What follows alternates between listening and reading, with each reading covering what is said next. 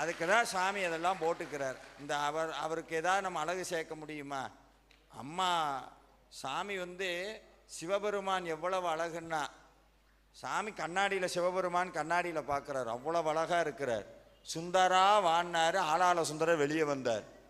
அம்பாள் முருகனுடைய அம்மா சொல்லவே வேண்டாம், அழகுக்கு ஒருவரும் ஒவ்வாத வள்ளி.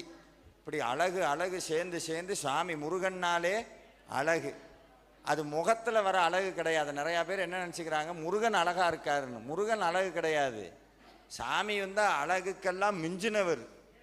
ஏன் முருகன்னா அழகுன்னா, சாமி முருகனுடைய பேரை சொல்லி முருகனை நம்பி வாழ்கிறவங்க வாழ்க்கை அழகாக மாறும். அதனால் சாமிக்கு பேர் முருகன்னா அழகு.